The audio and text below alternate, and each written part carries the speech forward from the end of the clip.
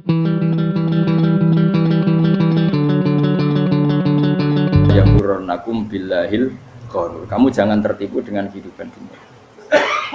Makanya saya itu orang yang paling fanatik sujud. Soalnya kalau suwun jenengan sing sujud. Wes sujud salat lima waktulah nikmati.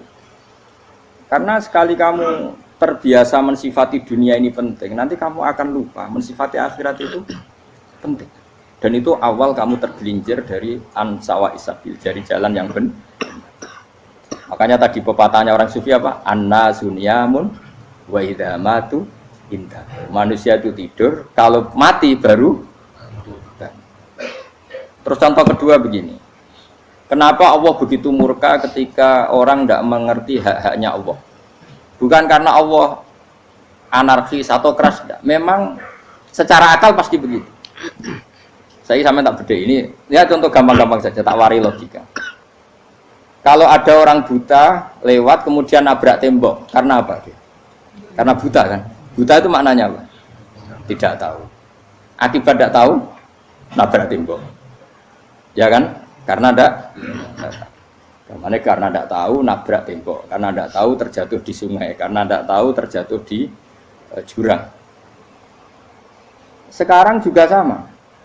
Orang karena tidak tahu pentingnya agama, tidak tahu pentingnya Allah, kemudian dia fokus ke duniawi. Akhirnya ya nabrak tembok. Natijanya sama enggak? Saya ulang lagi ya, orang buta karena tidak tahu nabrak tembok. Orang fokus untuk perempuan cantik atau melihat apa, kemudian dia tidak tahu depannya juga nabrak. Untuk menjadi nabrak itu syaratnya tidak tahu apa tahu. Bisa dua-duanya. Tidak tahu ya sebabnya nabrak, fokus ke yang lain ya bisa. Maka tidak tahu ya sebab nabrak, fokus ke yang lain juga sebab. Nah mata kita, hati kita ini sudah dipenuhi hal-hal yang tidak penting, sehingga kita lupa dari hal yang penting. Kayak tadi kita mau minum kopi saja, fokus sampai meninggalkan anak main sampai jatuh. Berarti minum kopi sebenarnya tidak satu kebodohan, tapi ketika membiarkan anak kecil jatuh itu adalah kebodohan. Sebetulnya makan menikmati dunia itu tidak kebodohan, tapi ketika Anda melupakan Allah itu menjadi satu apa? Kebodohan. Ini disebut kamu jangan terlena oleh kehidupan apa? Dunia. Nah kenapa terlena? Itu kakean delok. Mulane Nabi itu ora tau delok dunia. Nabi, saya ini tak latih gitu di wali, tapi mukadimah. Kulon itu belum pernah delok. Saya pernah punya kakak wakil bupati, punya teman gubernur banyak tuh. Kalau delok susu rawani, mereka khawatir seneng.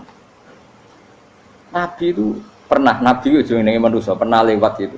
Kemudian tonggo-tonggone Nabi kebetulan pas pulang bawa unta-unta banyak. Itu Nabi melihat mungkin 0, sekian detik. Itu dilori pangeran. La tamuddanna ainaika ila ma matta'na bihi azwajam minhum zahratal hayatid. Jadi misalnya kayak Rogen misalnya dulu wong numpak Alphard pejabat ono sing bukakno. Enak aja nak jadi wong ngono iku. Kalimat itu direkam oleh Allah bahwa Mustafa pernah ngomong enake jadi wong iku numpak Alphard ono sing bukakno. Tapi kan tetap kirim. Sehingga nanti di akhirat kalimat itu direkam misalnya nanti ternyata yang numpak Alphard misalnya nyuwun sewu misalnya yang numpak Alphard tadi tetap di neraka, kamu ya ikut di neraka. Karena dia menikmati Alphard lali akhirat, kowe yo ngangen-angen kepengen seperti itu. Maka poinnya sama. Kalau pun rokok bareng.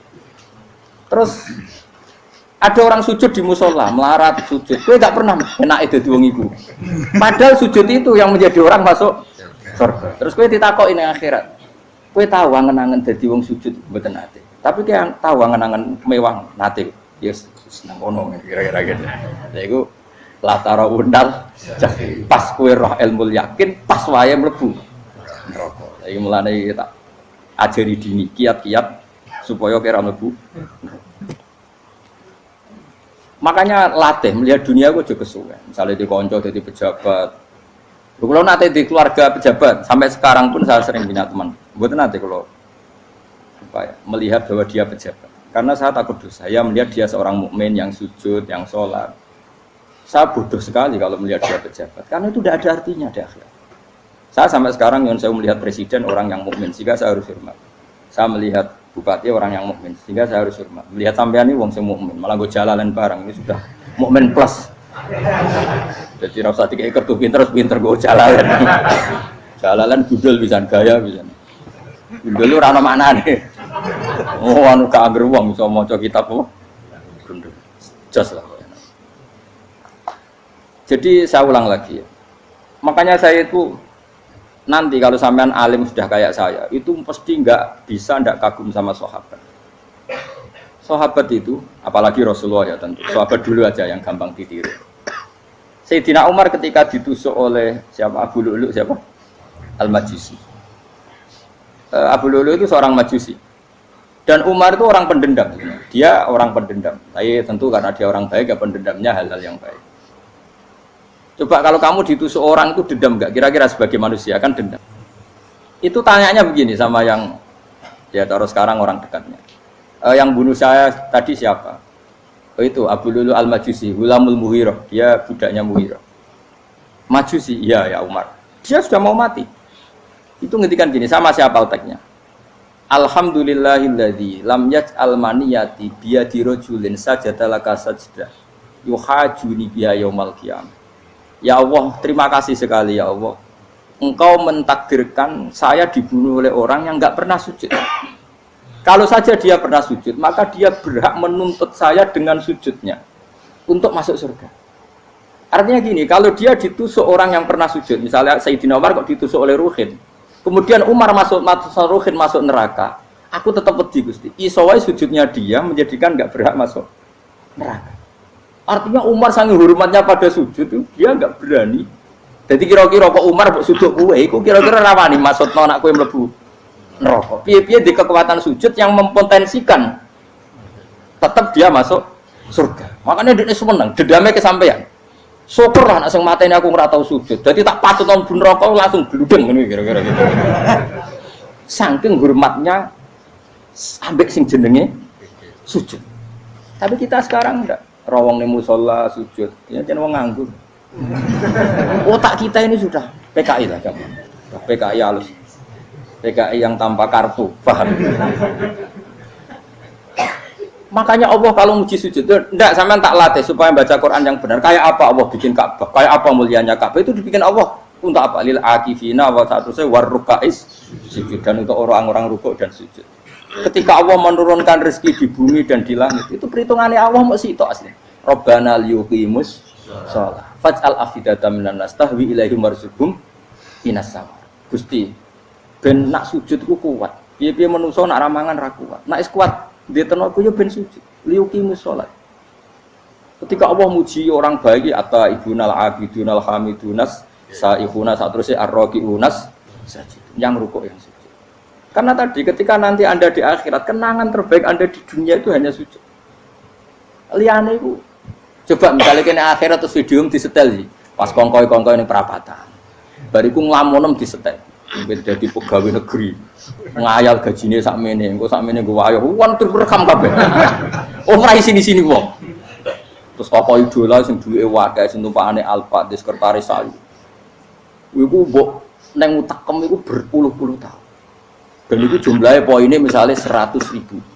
Bareng idol anu Kanjeng Nabi mau 10%, cuma gayanya mau sholawat. Tapi sebetulnya agak tahu bayang no ahli ini miskinan, Mbak Amit nih miskinan. Gayanya mau sholawat tapi uteknya orang tahu kepengen melarat koyok. Itu direkam. Makanya dari Habib-Habib sing alim-alim niku almar'u ma'aman ahabba hada targhib wa tarhib. Kita ini kan sering dimotivasi mubaligh. Mubaligh itu kan saya naik dewi nang, harus pokoknya seneng Nabi swarga. Dari Habib-Habib sing alim nak ngritik, masalahnya dawe mu almar'u ma'aman ahabba. Wong dibarno wong sing diseneng. Apa kamu bisa menjamin seneng Nabi saudure seneng wong-wong itu? Jangan-jangan kita lebih berkeinginan seperti orang tertentu yang kaya raya, yang terkenal, yang hebat. Meskipun kowe oleh sana muni seneng Kanjeng Nabi. Jangan-jangan status cinta kita terbukti ke orang itu. Iya toh, misalnya gambarnya pasang neng kamar, wah, partai, uang, kuasa. Terus, kue nyumbang masjid nyuwun sewu mau 50.000, tapi bareng nyumbang untuk kemenangan orang itu 10 juta. Nyebut uang itu satu hari 100 kali, nyebut Nabi pendak sholat. Bareng dihitung, dipoling mbak malaikat, disurvei buat dipoling orang pokoknya. Dengan cara begini, status senangnya orang ini ke siapa? Ya, ono pengajian sholawatan nyumbang 50.000. Nah, gue pemenangan 1 juta. Diundang hayya ala sholah mlaku ngenteni komat. Tapi nak diundang acara kampanye teko ngarep sedurunge 2 jam. Dari sekian di polling, terus kadar cintamu ke siapa coba? Dari sekian indikator misal cara polling. Jangan-jangan diputuskan lebih seneng ke itu. Ya sudah almarhum aman. Apa? Makanya kata orang-orang alim almarhum apa? Orang itu terserah disenangi. Masalahnya kita tidak ada jaminan lebih seneng Nabi. Ya ora ono jaminan saya sampean misale. Hitung dhewe-dhewe ora usah meneng terus kok wedi dosa wis kadung dosa iku wis kadung. Makanya Sufyan Ats-Tsauri itu dadi wali ku mangsa mergo ibadah akeh mboten. Sufyan Ats-Tsauri gurunya Imam Syafi'i dadi wali ku sederhana. Sama tak ceritane orang-orang jadi wali dengan cara yang sederhana. Tapi kan niru copy paste ya, artinya ora apa ya KW lah. Kalau niru gak apa-apa tapi KW kebaikan. Sufyan Ats-Tsauri itu ditanya, "Kenapa kamu sedekat itu sama Allah dan Anda keramat?" Jadi resepnya begini, Pak. Saya itu belum pernah ke masjid nunggu adzan. Paling enggak setengah jam, 1 jam sebelum adzan itu saya sudah ada ke masjid. Ditanya, "Kenapa begitu?" Ketoke kok kawula sing elek, moroe ngenteni diceluk. Wis ngerti nek wayahe yak ngono iku Allah nyeluk. Misale saya punya candalem atau saya punya karyawan, tiap jam 8 itu buka toko. Nah, bayangno itu juga. Saya punya karyawan tiap jam 8 tugasnya buka. Selalu buka tokonya ngenteni tak panggil. "Hen Rohen, toko buka." "Siap." Tapi besok yang ngono lagi, "Hen jam 8 buka." "Siap." Tiap hari gitu. Kira-kira kendaraan karyawan itu goblok apa sopan? Kira-kira enggak jawab deh. Goblok kritik jauh kowe sing gitu. Nah, Sufyan Ats-Tsauri tidak mau gitu. Wong wis ngerti nek Allah yang ngono wayahe manggil. Dadi ya anggere jam 8 wis ning kono. Dadi nek Allah hayya ala sholam pun Gusti. Hayya ala sholam pun penting mriki. Itu sudah dadi wali. Oh, itu saya buat tiru tapi KW lho. Enggak masalah, tapi ini kan resep, no. Lho mangkel lo gak kira-kira. Ono karyawan tiap jam 8 kon buka toko. Selalu marane ngenteni di panggil. Jadi wali dulu tuh punya cara muamalah sama Allah tuh luar biasa. Ya ora usah mbok tiru terus kemen dadi wali wis ra iso kadung salah. Biasa wae. Aku lah nganti saiki ya biasa wae. Aku mau masjid ngenteni mek umat ya biasa wae. Tapi aku kan iso dadi wali lewat jalur liya lah aku ya. Jalurku kan akeh. Mulang ya mari wali, sabar ning coba ya mari wali. Jane ana jalur fikir ya mari wali. Tapi kan loro, fikir loro. Jadi Imam Adil ya wali, di bojo judes itu wali, masyhur. Ana wali ku barokah di bojo judes. Iku ya jalur dadi wali. Wah, lebih ngeri lagi. Ngeri tenan, nanti ning akhirat dijak wedi. Jadi anak jote wae para suami takut istri silakan baris sing wis baris bareng sing wedok. Pak rene lho tetep moro-moro. Wong wedi bojo kegawangan ini akhirat bahaya, you know. Yes. Bahaya wedi bojo nganti kegawan apa? Teng akhirat. Masyhur jadi cerita-cerita wali wis. Ya saya ulang lagi ya. Latih, meskipun dari kecil latih. Makanya kamu tahu kenapa Quran itu kalau ngendikan sujud kayak gitu spesial. Balillah fa'bud wa kum minas syakirin. Jadi meskipun kita di dunia umumnya orang saya makan, saya minum. Saya juga punya istri, punya keluarga, punya apa. Tapi saya belum pernah melihat anak saya itu sebagai anak saya. Saya kalau melihat anak saya ini teman sujud saya, nanti yang meneruskan sujud saya.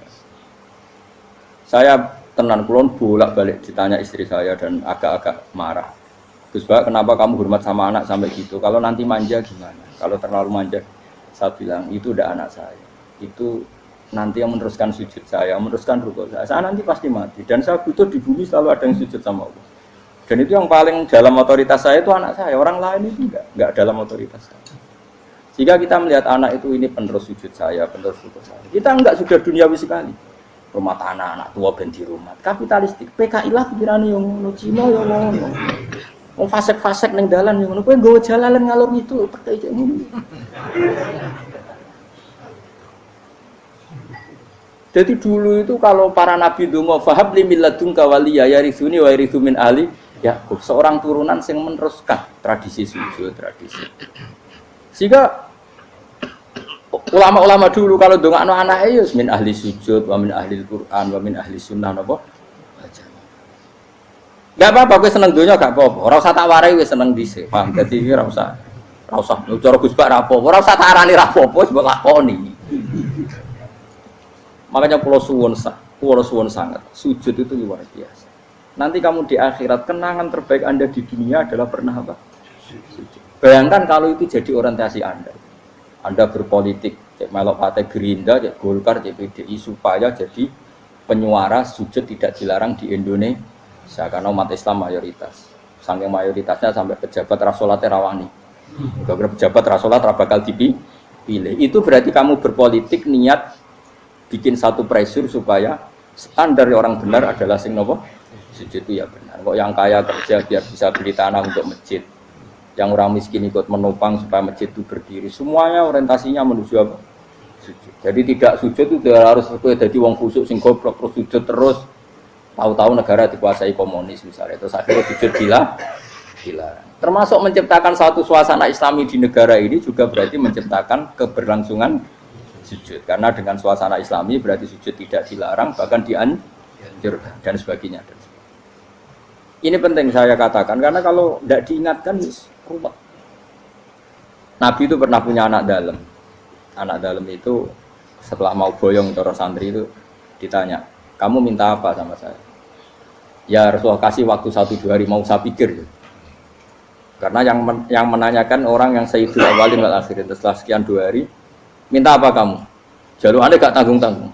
As'aluka murafaqataka fil jannah. Saya minta jadi temanmu di surga. Oh Nabi kaget tuh. Kok kalian diwarai wong? Mboten nanti sing marahi. Kok nabi diwarai wong ndak ya. Terus, kenapa kamu minta itu? Kata tadi, kalau saya minta dunia itu nanti zailah. Dunia itu pasti hilang, faniyah pasti hilang. Maka yang abadi adalah saya jadi temanmu di surga.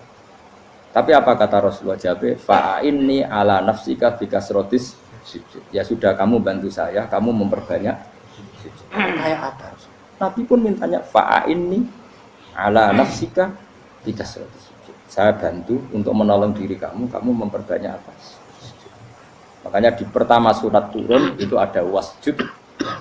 Kamu bersujud dan kemudian mendekatlah kepada Allah. Tapi sekarang enggak. Karena kita kena hijab duniawi, mitra penting, semuanya penting dan semuanya penting itu makna di hati kamu adalah hadun. Bahkan ngidolakno kiai perkara hadun nafsu, kowe nak dadi kiai gede. Wah, teko ditolak Al-Badru. Wale napu pidato MC ne muni Saiful Fadilah wal Karomah, mbah sauni-unine MC. Bare kudu disangoni dihormat. Tekan muji ulama wae dari segi dunia. Ya, bare iso wayo akeh macam-macam. Utek nek elek, tekan muji ulama wis dari segi. Makanya saya ini termasuk ulama, kalau nanti saya ngebis biasa. Kalau jarang kerso di panggungnya, seneng dulu. Supaya semua ulama udah dipandang secara apa? Dunia. Saya sampai sekarang ngedus anak kulo biasa. Teng pasar gitu biasa. Kulo marung teng pasar mangan gitu biasa. Nak seneng kulo ben atas nama wong alim karena apa? Kalau kita terlalu menikmati dunia, lama-lama orang seneng ulama juga dari sisi dunia. Keren, jadi kiai teko disualami dicucupi, munggah. Ya enggak apa-apa itu enggak dosa sebenarnya, tapi takut saya utek elek-elek ini ngidolakno perkara duniawi, show-nya itu lho, Pak. Jadi ngene tak pikir teko ngaji bar wis warmu paham karepmu ora karep. Mulan ngarep ra ngaji karepmu. Mesti rugi kowe ya, aku tenang ae aku.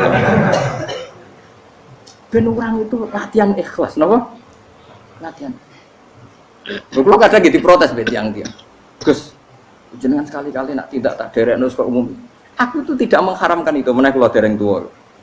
Dereng haji malah turun, topa meneh. Dalane ra roh dereng kiai malah ngel-ngel wong. Ngerukin tahu tak kon derekno ning kota, tak kon sepeda motor hen terno ning gone Malibu. Dalane ora roh malah yo neraka. Lha kene dalan akhirat ora roh donya ra roh. Lah tak koyo wong ijo urip. Dalan dunia ora roh, dalan akhirat ora mbok roh iku apa. Repot.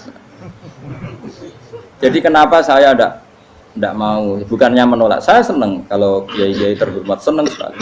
Saya senang kalau ada ulama dihormati karena supaya jadi tradisi ulama itu terhormat.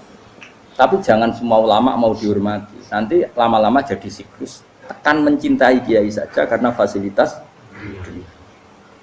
Kowe seneng dadi imam masjid akbar, masjid Istiqlal, imam besar. Seneng mergo kenal presiden, datang dikawal. Seneng dadi sudes, wah keren salat ngarepe Ka'bah, teko dikawal askar. Ya kalau seneng karena itu kan berarti menjadi dunia. Itu sirinya kenapa Rasulullah ketika ba'da Fathi Mekah sudah menguasai Mekah, sudah naklukkan Mekah Madinah. Nabi itu satu hari terbiasa mau sarapan saja kadang nggak ada yang dimakan. Tanya ya Aisyah, apa saya bisa sarapan? Enggak ya Rasulullah. Ya sudah saya tak puasa. Supaya tetap terkontrol bahwa umatnya mencintai beliau bukan karena kebesaran. Itu Rasul. Itu setelah periode Mekah loh. Jangan kira itu periode Medina. Apa? Itu periode apa? Medina loh. Periode yang setelah Nabi punya segala. Tapi Nabi tetap seperti itu. Kenangannya Aisyah sebagai istrinya apa coba? Dia cantik sekali. Aku tahu jajal turu ngarepe Nabi terlentang. Ya Nabi tetap sholat. Nah beliau sujud sikilku tak ingkretno. Nah beliau ngadeg tak lonjoro meneh. Jadi Aisyah wa ana muqtaridotun bene adi turu terlentang. Jadi cara ya sudah terlentang. Nabi nak sholat suwi dia tetap sholat. Tapi di bojo ayu orang ngerasa sholat. Bojo elek ora sholat. Bojo elek amen junub menawa. Kowe ora kena go contoh kasus itu wong kasus. Kowe di bojo ayu prawan turu karepku sida salat ora bos misale lho. Pomene wong jegoten wae tambah over. Mustofa lho kula ora nyek jegoten liyane ora parek situ. Mergo nang nyek wong akeh dosa, nang nyek wong sitok ora. Misale dosa wis tak hitung mau ke sore. Aku nyek dosa sitok, mulang ganjarane 10. Cek susuk piro? Cek surplus orang dagang cek. Cek badi. Iku ana adene ra ikhlas. Ora ikhlas aku yo ra ikhlas ilmuku, malah lara. Malah ngerokok ping 13. Makanya ini dipikir ya, saya ulang lagi harus dipikir secara matang-matang bahwa kita tidak boleh terlena oleh kehidupan dunia. Menjadi bodoh kan Anda minum teh, kemudian anak Anda jatuh di pinggir Anda. Paham ya? Nah sekarang menyangkut mukjizat. Ini masih tentang ayat ini, nanti sampean tahu logikanya. Tak bedain, tidak jawab satu-satu aja. Karena iman sarannya harus tahu. Fa'lam itu tahu. Fa'lam annahu la ilaha. Ketika sekarang telur, saya memberitahu misalnya, telur ini udah dipitik, cara kowe mungkin tor. Ayo jawab satu-satu. Mungkin kan? Tapi pertanyaannya, saat telur menjadi pitik kemudian mungkin, dan ayam ini bisa terbang, bisa selingkuh, bisa punya anak turun, itu menjadi mungkin itu kan kamu pun tidak ikut menciptakan. Ikut nggak kamu menciptakan telur menjadi ayam? Tidak kan? Kan di luar kudrah kamu, di luar kemampuan kamu. Tapi kamu bilang itu mungkin. Ada onta yang buting, yang sudah hamil sudah. Kamu bilang nanti onta ini mau punya anak dan anaknya nanti bisa jalan seperti induknya. Kamu katakan apa? Mungkin. Tapi saat Anda katakan mungkin, Anda ikut menciptakan enggak? Enggak kan? Tetap itu kudrahnya Allah. Tetap itu. Maka para nabi itu tidak tahu bedanya antara onta yang keluar dari indukannya dan keluar dari batu. Itu syaratnya jadi nabi, syaratnya jadi wali. Nah, saya kira ono nabi. Makanya Nabi Soleh ditakoki, bukti nak kudrahe pangeran ugi. Lah kamu minta apa kata Nabi Soleh? Silahkan ada unta keluar dari batu itu. Nabi Soleh bisa. Ya tenan terus unta keluar dari batu. Terus kaumnya gawok. Wah kok hebat tenan unta metu kok batu. Jare Nabi Soleh, ya padha karo unta lahir kok indukane. Bedane apa? Yo beda. Lah bedane apa? Metu kok watu kok ya ora melok gawe. Metu kok indukane ya kowe ora melok gawe. Bedane apa? Tapi tak temu kena hijab, temu niku ana bedane. Cara nabi-nabi ora roh bedane. Lah kula termasuk warasatul anbiya ya ora roh bedane cara. Waras utek kula niku waras. Lha iya misale kowe cara iman seperti itu yakin dadi wali. Wes sama amatir-amatir lah wali swasta lah. Pokoke wis dadi wali. Jadi manusia itu lucu, sesuatu yang dia pun tidak bisa. Iku sok bedakno. Kalau telur menjadi ayam mungkin. Sapi keluar dari indukan mungkin, biji padi menjadi padi besar mungkin, tapi nak watu kok jadi biji padi mukhal. Lo saat yang dikatakan mungkin itu apakah manusia ikut memberi? Tidak kan? Ikut menciptakan? Harusnya kan tetap bilang, yo aku menyaksikan itu karena ada kekuatan X yang menciptakan itu. Harusnya dia kalau mau konsisten kan, saya tidak bisa menciptakan telur jadi ayam, tapi ada kekuatan lain yang menciptakan, dan saya tidak bisa. Jadi telur keluar dari ayam ya kita tidak bisa menciptakan, sapi keluar dari indukan ya kita tidak bisa menciptakan, termasuk untanya Nabi Soleh yang keluar dari batu besar kita. Makanya semua Nabi itu tidak tahu bedanya, itu bedanya Nabi sama enggak Nabi. Makanya Nabi itu tenang ya, masyhur. Ketika perang Khandaq, Nabi itu kelaparan. Kemudian Jabir datang, ya Rasulullah, istri saya menyiapkan makanan untuk orang 6, karena kambingnya hanya kecil. Maka hanya orang 6 saja engkau boleh datang ke situ. Tapi Rasulullah dengan santainya, ya ahlal Khandaq. Padahal yang ngeduk Khandaq itu sekitar 3.000, ya ahlal Khandaq. Halumu ilayya, yuk ke Jabir, karena Jabir sona atau aman, bikin makanan untuk kalian. Itu 3.000 orang. Wah, Jabir dimaki-maki sama, sudah bilang untuk orang 6 Nabi, ya apa-apaan orang banyak, itu mesti tidak cukup, kita mana. Nabi santai, bilang ke istri kamu, Jabir jangan buka makanan itu kecuali saya. Ya, makanya Nabi matur pengiran, Gusti ini cukupkan untuk orang banyak. Sama Allah di ACC ya terus cukup. Karena bagi Nabi, Nabi tahu betul. Sekarang ketika beras menjadi beras, apa dalam kudrah kamu, dalam kemampuan kamu, enggak kan? Ketika sistem tubuh kita makan kemudian jadi kenyang, apa dalam kemampuan kamu? Kue muni mangan maknane sego bolebokno mulut, terus kue darani punya kemampuan makan. Apa setelah itu kamu mengendalikan sistem saraf kita, sistem urat kita? Enggak kan? Jadi Nabi itu ora bedane, justru itu jadi Nabi. Karena dia enggak pernah terjebak, Nabi enggak pernah terjebak oleh yang dili.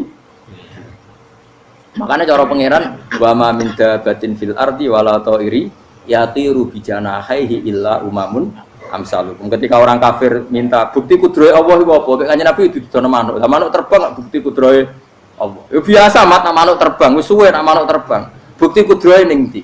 Iku teke wis emper. Lha bukti kudrohe ya kowe ora iso gawe kan. Tapi maksudnya wong kafir bukti kudrohe pangeran ku gawe unta kok watu. Lah bedane apa mau hale unta kok watu ambek kok indukane? Bedane apa jajan? Wong ibuke unta ya ngrasa gawe. Apa ibuke unta bisa menciptakan anakan unta? Kan tidak bisa juga. Manusia juga ada. Jadi itu wis cukup dadi kudrohe. Tapi manusia angger barang sering terjadi darani mungkin. Maknane mungkin dekne sing nentukan mungkin atau tidak. Padahal zaman mungkin pun dia tidak ikut menciptakan. Ini lengkel. Makanya itu kenapa Allah akhirnya bikin mukjizat supaya orang itu ingat kedahsyatan kudrohe Allah. Sebetulnya mukjizat itu tidak penting. Maksudnya tidak penting tadi untuk iman sebetulnya tidak perlu mukjizat. Makanya ketika Rasulullah SAW ingin nuruti mukjizat yang diminta orang kafir, Allah malah ngelingno inna fi khalqis samawati wal ardi wakhtilafil laili wan nar. Sajane ana langit bumi, ada lautan, ada apa sudah bukti kudrohe. Nah sekarang mukjizat kok ngenteni unta keluar dari apa tadi? Batu, untane Nabi Soleh. Lautan merah di sebelah tongkatnya Nabi Musa terus terbelah. Itu dari mukjizat. Kalau itu maknanya mukjizat karena manusia tidak mampu, apa manusia mampu bikin lautan? Kan tidak mampu juga. Kenapa itu tidak dikatakan mukjizat? Lagi-lagi karena wis kena mataul huruf. Paham jelas ya? Makanya kata Allah, saiki wong ora percaya hari kebangkitan. Alasannya masa manusia jadi tanah menjadi manusia? Memangnya manusia yang sekarang hidup itu dari apa coba? Sehingga nado melok pilek, pilpres, melok dukung mendukung itu memangnya dari apa coba? Dari tanah kan? Mestinya hari kebangkitan sejati ya sekarang ini orang-orang dari tanah sekarang berkeliaran ini harus go jalalan ngalor ngidul maknani. Itu ya kok lemah. Kemudian setelah jadi tanah mati orang engkar, wah ini nggak mungkin jadi manusia lagi. Padahal zaman sekarang jadi manusia itu karena kudrohnya manusia apa karena Allah? Karena Allah. Dan manusia sekarang dari tanah apa enggak? Dari tanah. Harusnya ya berpikir seperti itu. Kalau kudrohnya Allah bisa menjadikan manusia sebanyak ini dari tanah, tentu Allah tetap mampu nanti setelah jadi tanah menjadi manusia. Itu malah kula nu wedi urip nggih wedi tenan. Karena tadi dari hidup menjadi tidak tahu. Annasamun wa idza matu tidak tahu. Kita semua hanya tidur, setelah mati baru karena baru tersadar. Makanya analogi itu penting, kias itu penting. Ya saya beri contoh berkali-kali, saya menyontohkan. Sampean tak warai hujah ulama. Nanti pasti sampean taslim itu pasti nyerah. Kalau kamu disebut jeleknya oleh orang lain, kamu mangkel nggak? Mangkel kan? Itu Imam Ghazali gini, kamu tak kasih resep supaya kalau ada orang mengingatkan kejelekan kamu itu tidak mangkel.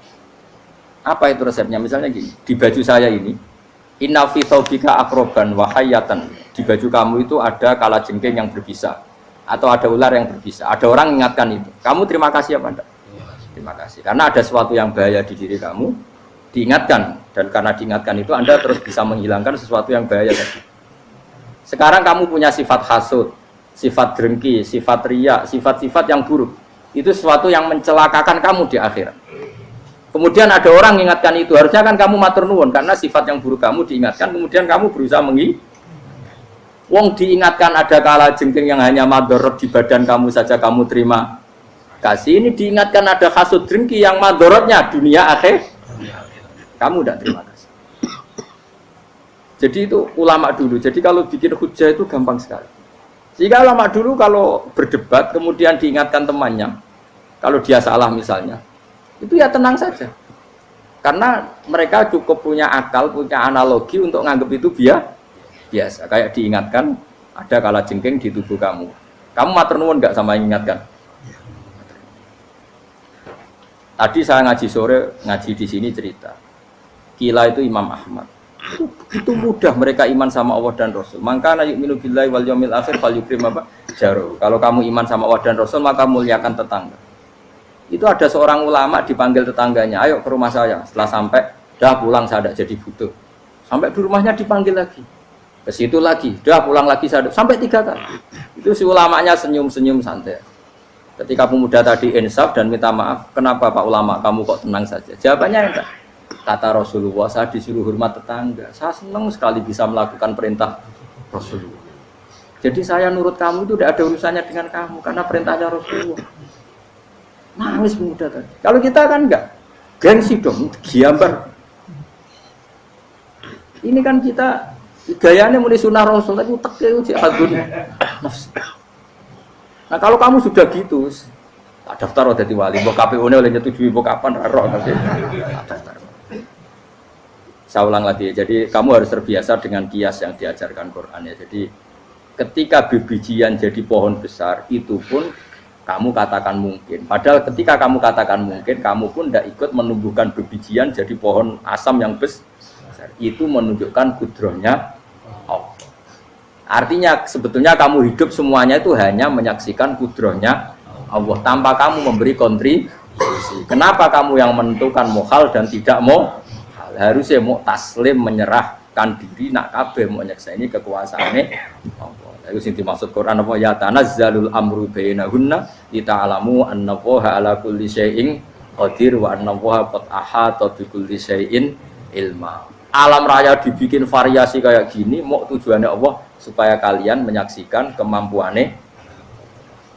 Ini jelas ya. Makanya ketika ada pangeran, ketika bumi yang sudah mati tak hidupkan dengan hujan, begitulah kadzalikan nusyur. Ya kira-kira seperti itu proses sesuatu yang mati menjadi hidup lagi. Jangan lupa untuk tinggalkan komentar Anda dan klik like jika kalian suka. Silahkan share dan bagikan ke teman-teman Anda. Untuk berlangganan kami, silahkan klik subscribe channel Ngaji Kiai. Wassalamualaikum warahmatullahi wabarakatuh.